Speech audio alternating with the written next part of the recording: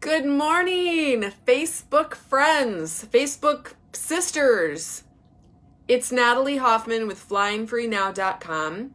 And as I promised you 2 weeks ago, I'm going to be showing up every Monday morning, unless I'm dead, for just to spend some time with you guys and to tell you what I'm learning about, what I'm thinking about, what I'm trying to help people with, and give you a little glimpse into my personal life. So we're going to start today. And by the way, I don't think I talk about this that much, but some of you may not know that I have a website and a podcast. So if you like these kinds of things and you want to learn more about emotional and spiritual abuse, I've written tons of articles on my website, which is just flyingfreenow.com.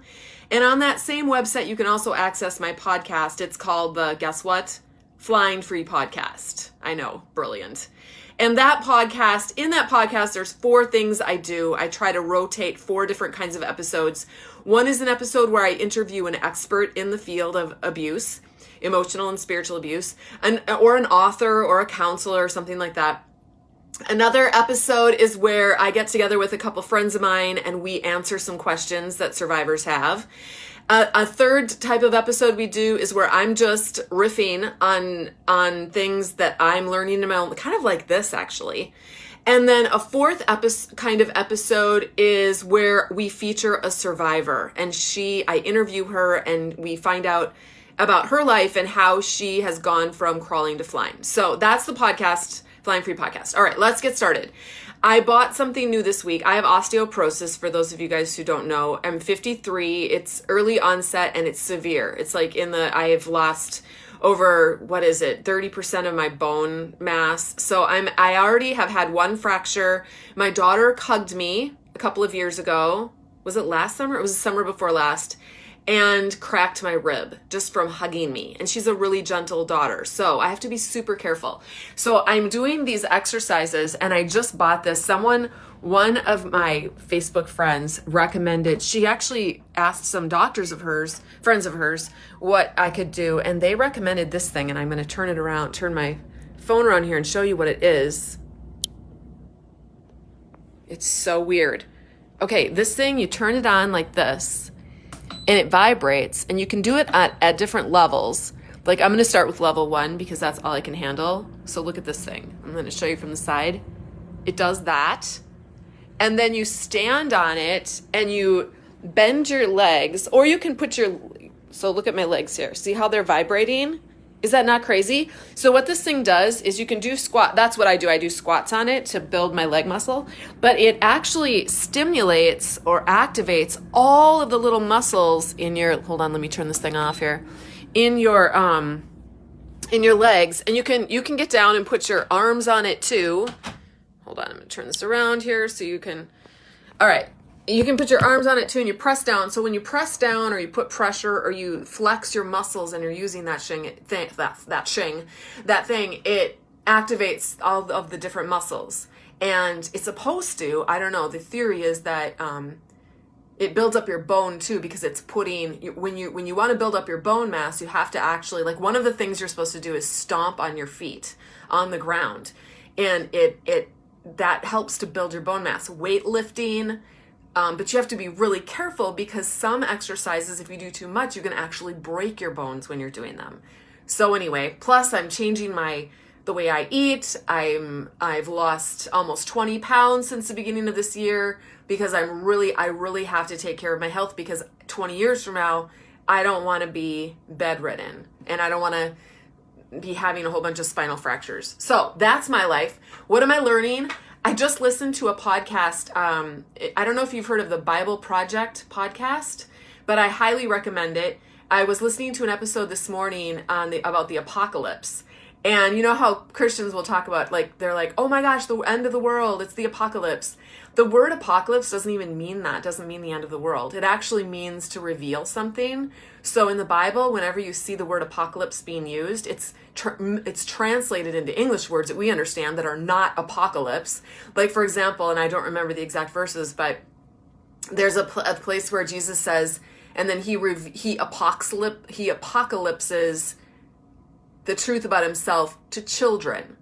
Or like, for example, when Paul was on the road to Damascus, Jesus Christ apocalypsed himself to Paul. He showed himself, he revealed himself.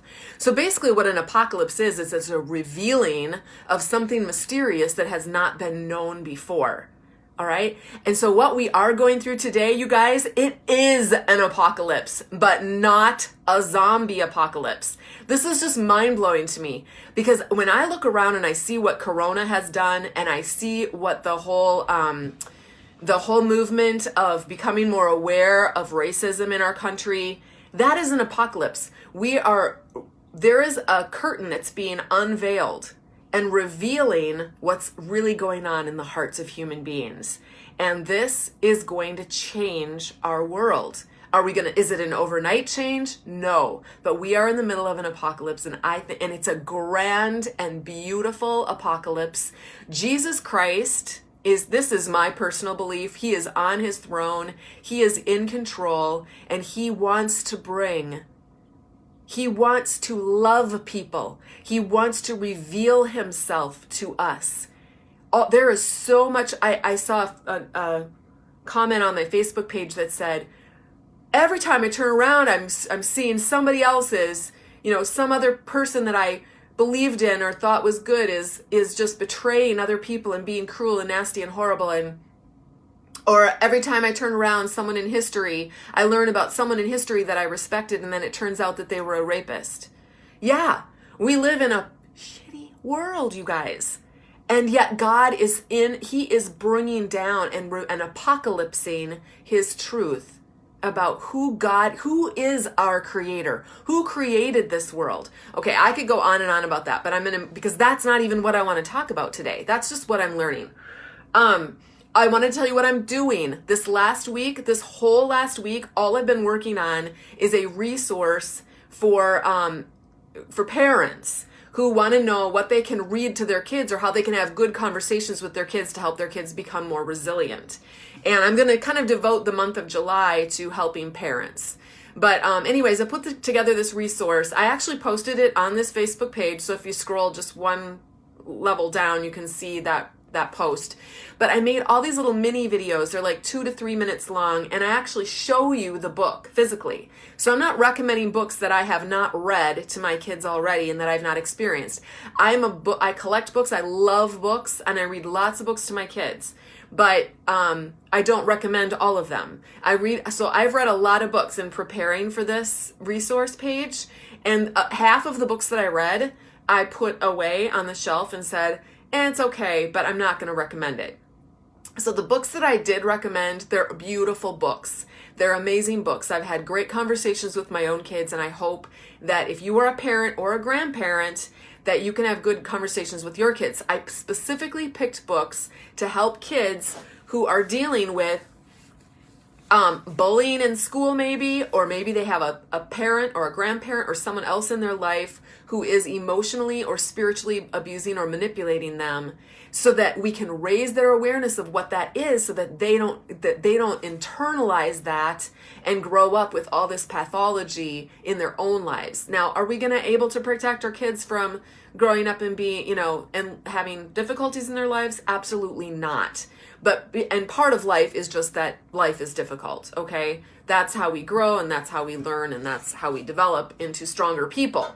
But I'm saying that we want to be able to teach our kids to process the difficulties of life so that they can, and in a healthy way, so that they can move through the pain to the other side, where we can be in pain and still be an emotionally and spiritually healthy individual.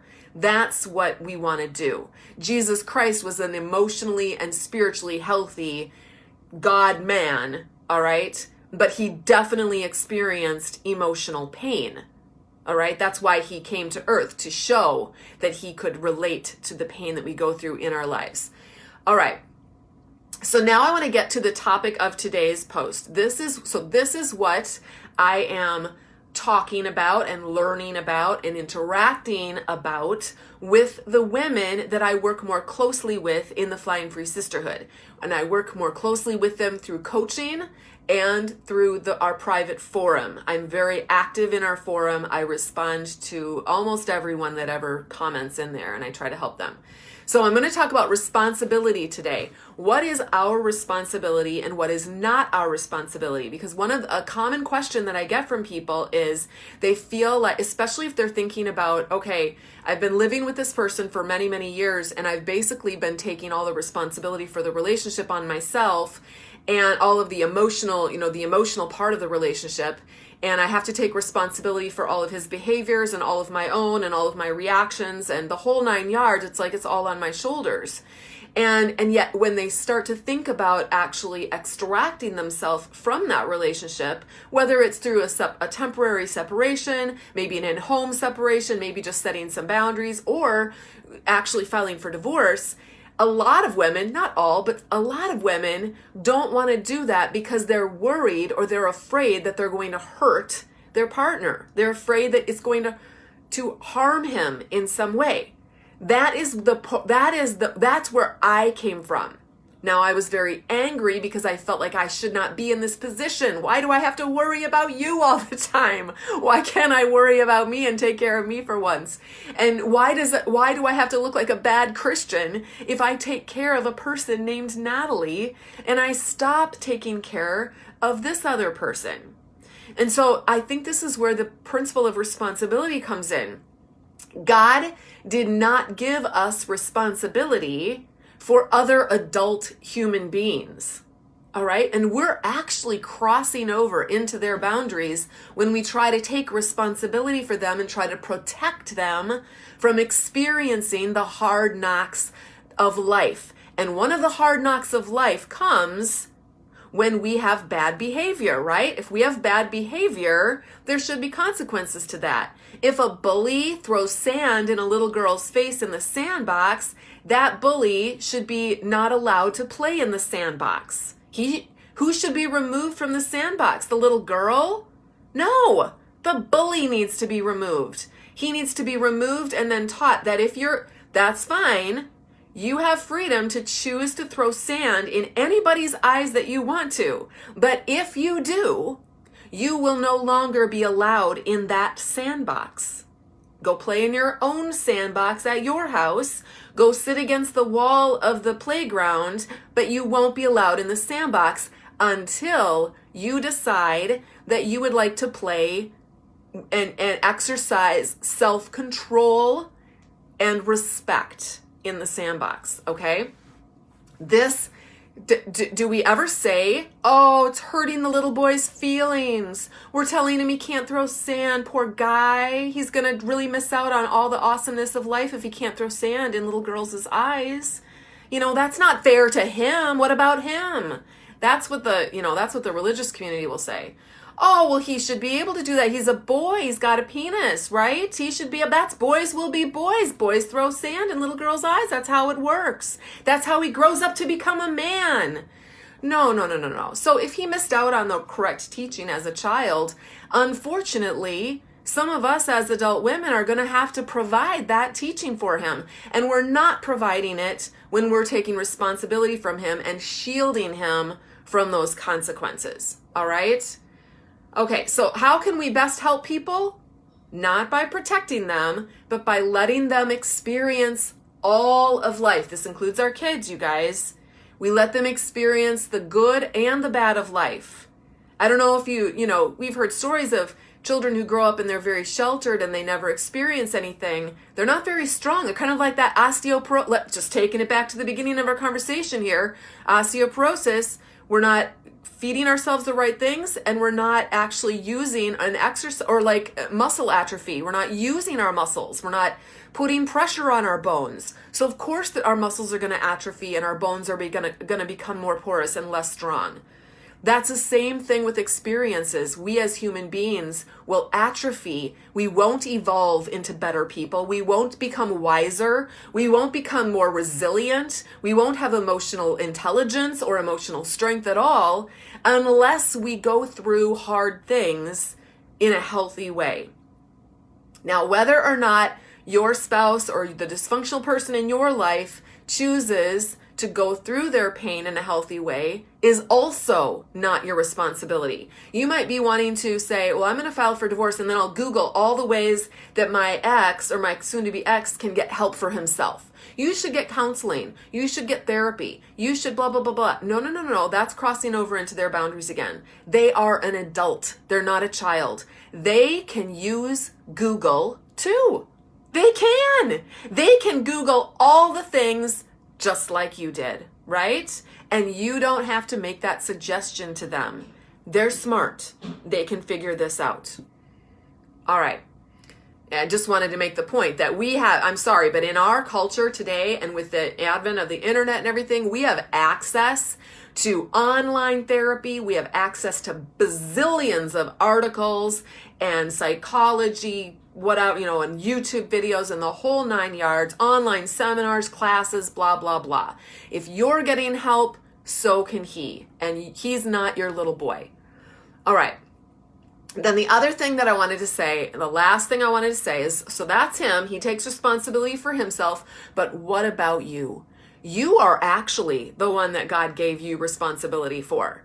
All right. So it's bizarre because we take responsibility for someone that God did not give us responsibility for, and we don't take responsibility for the one person that God did give us responsibility for, and that's ourselves. And this is the point I want to bring out about this. So many Christian women they really believe, and I was one of them, okay? I firmly believed this, that I had to ask permission before I did anything. Before I made any decision, I had to ask permission. I had to ask permission and I had to get the approval. Maybe I didn't think permission, but I would say, I have to get their approval. If I don't get their approval, then I probably shouldn't do it. God only wants me to do what all the other people approve of that I should do. Is that really relying on the Holy Spirit? Absolutely not. It's actually relying on, we feel better when other people approve of us, and then we feel like we believe, oh, they approve of us, so it must be a good move, so therefore I'll make that decision. And if you live in a Christian community, and if you're ever thinking about divorce, who's going to approve of that? Not very many people are going to approve of that. So therefore, you're really not going to be able to hear from God whether or not he wants you to divorce or not. So you need to set aside everyone's voices, including this one right here, mine, and you need to ask God what he wants for your life. And he may not show you right away. It took me years before I finally knew for sure what the Holy Spirit, what Jesus Christ wanted me to do in my relationship with my ex. Okay? And the timing was perfect for me. I can look back at the time. Did I think the timing was perfect? No, I was bawling all the time for 2 years. You guys, I bawled solid for 2 years. Okay? But when it finally happened, when I finally filed for divorce, I was no longer asking anybody's permission. I had to cut ties. I didn't really cut ties. They cut ties with me. I had to let everyone go, and I had to do what God was telling me to do. I got my mail from God, and God was saying to me, Natalie, you are either going to be in alignment with my heart and my vision for your life, or you are going to be like the waves of the wind, tossed hither and thither by everybody's opinions, because everybody's got a different opinion. I don't know if you've noticed that on Facebook lately. Everyone's got a different opinion on everything. All right? So we have to know who we are, who God made us to be, and that's an important work that each one of us needs to do, and that we will be doing until the day we die. It is not a selfish work. It is a critical and unselfish work, because when you know who you are, then you are going to be able to give creatively into the world around you. If you don't know who you are, and you don't know what you're about here, and you don't know what your purpose is or your meaning is, Your whole life is going to be spent spinning in circles like a tornado. And that a tornado doesn't give. A tornado picks up and throws things all over the place. We don't want to be like that. We want to be, I'm trying to think of a quick analogy, what we want to be. We want to be, I can't think of one, but we want to know who we are. We want to be grounded in who we are so that we can come from a place of wholeness and unconditional love for the world around us. You guys, we can have love for our exes or our spouses and still say, I'm going to leave you. I'm filing for divorce. I love you. And no, I will. And I also love me. I love both of us. And for both of us, this is not healthy for me. I am dying. And this is not healthy for you to believe that you can behave in the ways that you behave without turning away from those ways.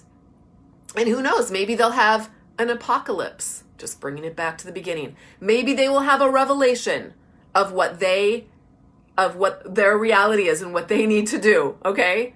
But most of the time they won't. And again, that is not your responsibility. It's not your responsibility to wake them up. Even if you decide, well, I'm going to separate from him and I hope that just bonks him over the head and wakes him up. You guys, that doesn't work. Most women who separate from their husbands because of emotional or spiritual abuse end up filing for divorce because that doesn't wake them up.